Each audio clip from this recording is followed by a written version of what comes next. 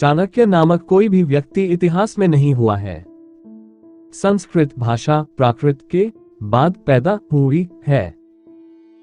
मौर्य राजाओं को संस्कृत नहीं आती थी और चाणक्य को प्राकृत नहीं आती थी, तो फिर कैसे मौर्य राजे चाणक्य से सलाह लिया करते थे?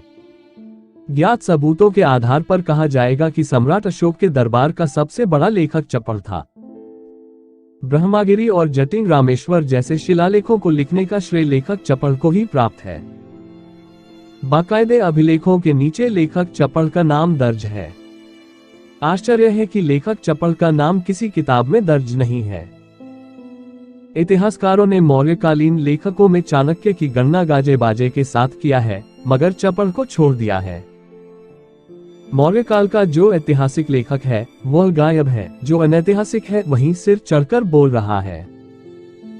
जिस चाणक्य का इतिहास नहीं मिलता, ऐतिहासिक सबूत नहीं मिलते, उसे स्कूल के सिलेबस में पढ़ाया जाता है। और जिस मौर्यकालीन चपड़ का इतिहास मिलता है और जिसके ऐतिहासिक सबूत मौजूद है, वह स्कूल के सिलेबस में इतिहास के पन्नों से ही लापता है। मौर्यकालीन ब्रह्मगिरी के शिलालेख का उदाहरण देते हुए प्रो राजेंद्र प्रसाद सिंह कहते हैं, ज्ञात सबूतों के आधार पर कहा जाएगा कि सम्राट अशोक के दरबार का सबसे बड़ा लेखक चपड़ था। इसका मतलब ये हुआ कि कहीं ब्राह्मणों ने अपने फायदे के लिए चपड़ जैसे विद्वान को ही चाणक्य तो नहीं बना दिया है। क्योंकि आज भी हमारे गांव में जब कोई बीच बीच में अधिक बोलने लगता है तो लोग कहते हैं कि ज्यादा चपड़ चपड़ ना करो। इस कहावत का मतलब है कि अपने ज्ञान का ज्यादा प्रदर्शन ना करो। इस कहावत में चपड़ चपड़ ज्ञान व विद्वता का परिचायक है।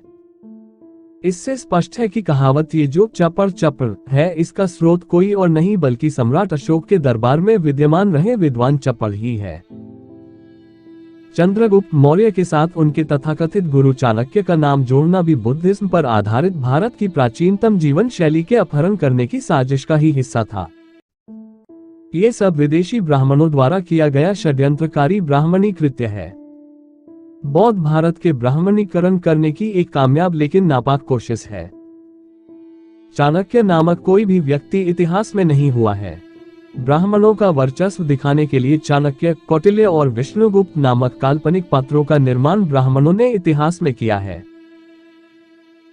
एलेक्जेंडर और मौर्यकालीन विचारक डायोडोरस सिलिकस, प्लूटार्च, जस्टिन, पोम्पियस स्ट्रोगस, एपियन, स्ट्राबो, प्लिनी जैसे प्रख्यात ग्रीक इतिहासकारों की किताबों में चाणक्य, कौटिल्य या विष्णुगुप्त का नाम कहीं पर भी नहीं मिलता है। इन इतिहासकारों ने लिखा है कि चंद्रगुप्त खुद के बलबूते पर विजयी हुआ था। चंद्रगुप्त मौर्य के ग्रीक सलाहकार मैक्स्थनीज ने भी अपनी किताब इंडिका में चाणक्य का नाम तक नहीं लिया है। एलेक्जेंडर तक्षशिला महाविद्यालय में 10 आचार्यों से मिला था, लेकिन उनमें किसी का भी नाम चाणक्य नहीं है।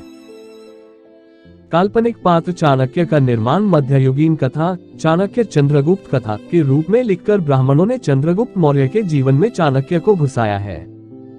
काल्पनिक चाणक्य की मनगढ़ंत बातों का विस्तृत वर्णन इस काल्पनिक चाणक्य की मनगढ़ंत बातों का विस्तृत वर्णन इस सन 8वीं सदी में लिखे गए मुद्रा राक्षस नाटक में दिया गया है।